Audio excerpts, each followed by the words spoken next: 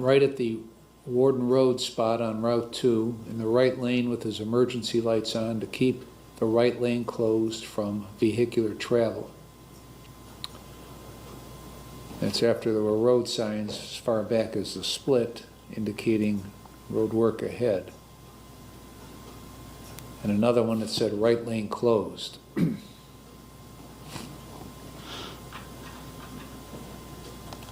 The officer saw a Dodge, silver Dodge, pass the location of where the cop was in the left lane, continuously changed lanes without signaling to the right, struck a cone that was closing the far right lane down from vehicular use. Vehicle entered the closed lane and drove toward the construction vehicles with construction workers actively working in front of it. Vehicle nearly struck the rear of the construction truck and swerved out of the closed lane and continuously changed lanes without signaling, nearly striking another vehicle traveling on the roadway. So that's what happened, right? Yes, sir. Well, that's not what you told me happened, but that's what happened. How many OVIs you got? 3. 4? The defense is trying to frame this sentencing around rehabilitation instead of punishment. That matters because they're not pretending there's no consequence coming. 4? 4. 4?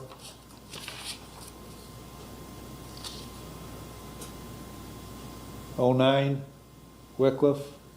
10, Bratnall. 14, Euclid.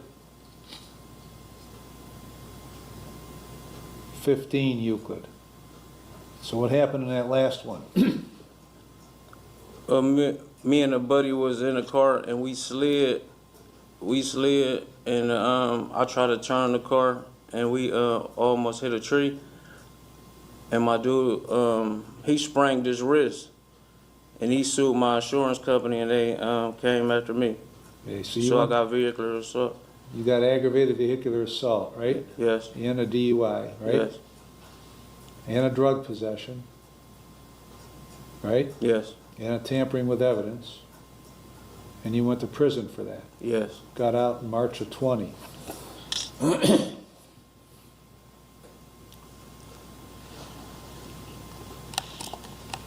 now here we are in 25 with you being drunk as a skunk, going through a construction, closed lane in a construction site. Why?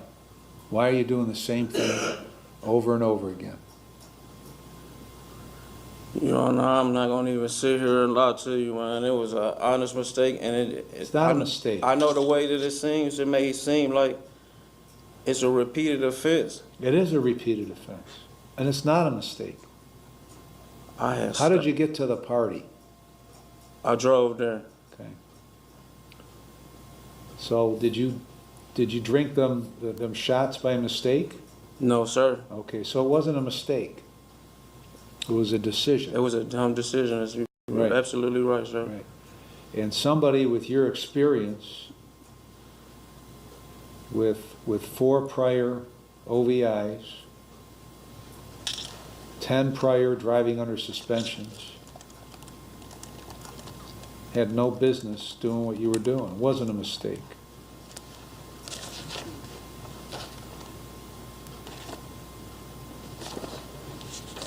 So then,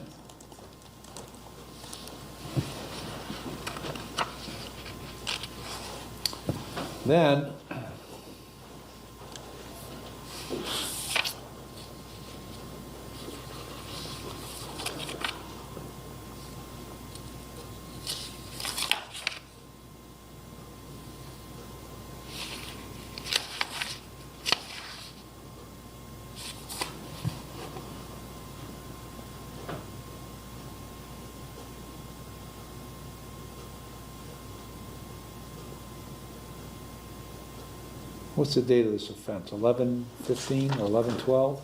11/13. 11/13, okay. On February 3rd, you pick up, you're driving again. Why were you driving in February? Sure. I was driving to, we was taking my stepson to a doctor's appointment, and my girl, she can see, she got like the astigmatism in her eye, and I was driving. And sir, honest to God, true, I didn't think that my license would be suspended until I was convicted. Well, you were wrong, Absolutely wrong. because it was suspended immediately. So you don't seem to pay too much attention to all this stuff. I do, sir. I'm You sorry. don't. If you did, you wouldn't be sitting here for the 5th time.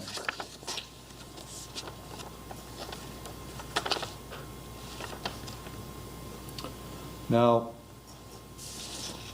despite all that, you don't seem to think you have a problem. The focus moves away from the defendant's description and toward the underlying incident. That shift is huge. His explanation makes the encounter sound relatively ordinary: a construction truck, a maneuver around it, then a traffic stop. Why is that? I feel that like I can stop whenever I feel I can go cold turkey. Then why didn't you? I did, Your Honor, but Well, you didn't, because you drove through the construction zone and almost hit a couple people, so you didn't. well, like I say, I had a stint of a stop. This stuff goes back.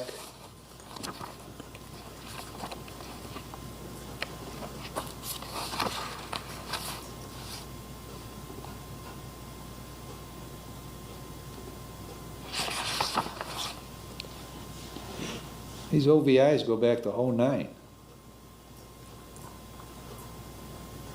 09, 10, 14, 15, 25, and you don't have a problem. Yes, sir. Okay. Well, you do have a problem. You don't. Well, you don't have any insight. That's what you don't have, because you got a big problem. If you didn't have a problem, you wouldn't be sitting here for the 5th time. You got a big problem. Absolutely right. What? I said you're absolutely right, sir. Why did you tell me you didn't have a problem? Why did you tell the probation officer who interviewed you that you didn't have a problem? No, I told her, what I was meaning to her was telling her I did have a problem. Stop drinking.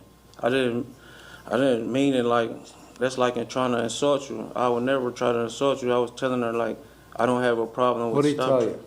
Huh? Your Honor, I asked him if he thought he presently had a problem with alcohol. He stated no. I asked him if he ever thought he had a problem with alcohol, and he stated no.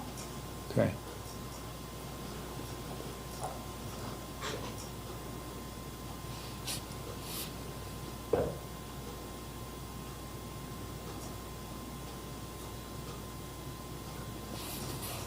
Anything else you want to tell me?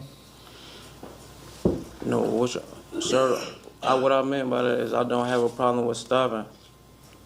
Well, if you don't have a problem with stopping, then why didn't you stop? That's an answer. Huh? That's an answer I can't answer. Well,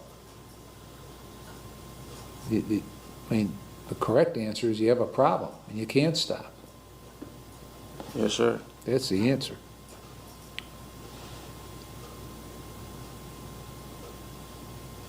Celeste? Thank you, Your Honor. I couldn't disagree more with the defendant's characterization that this was an honest mistake. He has the four prior OVI convictions and served 3 prior prison terms. One of those was in connection with the prior felony OVI. And despite that repeated intervention, the defendant has continued to engage in the same exact behavior, which is drinking and driving. What makes this offense especially more troubling is that the defendant drove through a construction zone, almost striking the workers. The defendant does not appear to show any genuine remorse for that or fully understand or appreciate that he could seriously have injured or killed someone that day. And he should be acutely aware of that possibility, since he had, in this prior case, pled to an aggravated vehicular assault in connection with the felony OVI. What's equally concerning is his refusal to acknowledge that he has a drinking problem. He also violated the conditions of bond in this case by continuing to drink and drive without a license. And whether or not the defendant knew that he had the BMV suspension, it was a condition of bond from this court for him not to drive. So without an acknowledgement that he has a problem, I think the likelihood of any meaningful rehabilitation is low.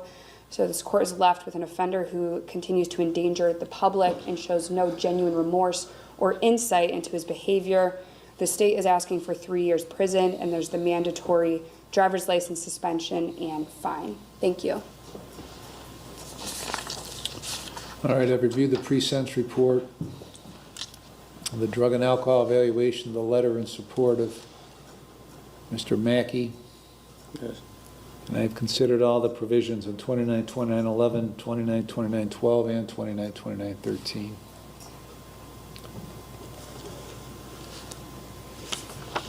The pre-sentence report indicates a drug abuse conviction in 07, another one in 08, a felony drug possession in 08,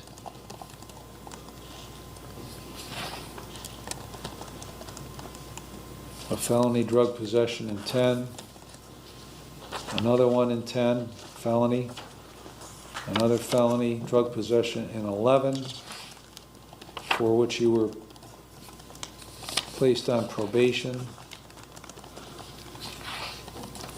That was your 4th felony drug possession. You were put on probation.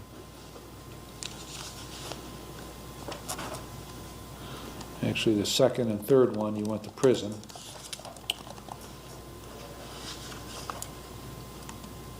For about 5 months, 6 months. 4th one, you're put on probation in 11. The February driving incident creates another credibility problem because it happened after the offense already before the court. The defendant offers a family-related reason for driving and says he didn't realize his license had been suspended immediately. Which was about 8 months after you got out of prison. Violated probation 1, 2, 3, 4, 5 times, went to prison. And 15 for 2 months on that. Get out.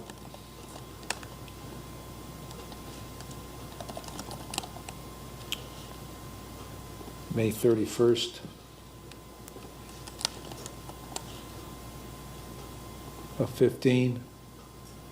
Get this aggravated vehicular assault, OVI, felony. August of 17, go to prison for short of 3 years.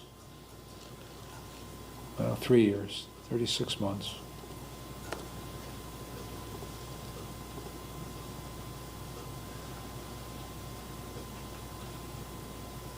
And here we are again. As I said, 4 prior OVIs, 10 prior driving under suspension, 0 insight into the fact that you have a serious drug and alcohol problem because you keep getting convictions for drugs and getting convictions related to alcohol, yet you don't have a problem. If you don't have a problem, if that's true, then the only reason you're drinking is because you don't want to stop. Yes, sir. Otherwise, you would stop, based on what you're telling me. So you need a lot of help that you refuse to get because you don't think you need it. That's the quandary you're in. I do, sir. Then you should get it. Okay? Of course, you want it both ways. You don't have a problem. You can stop anytime, but you do have a problem. So you are not amenable to community control. So I'm going to sentence you to 48 months in prison with credit for 88 days. And I will impose a fine of $5,000. I'm going to suspend your driver's license for life.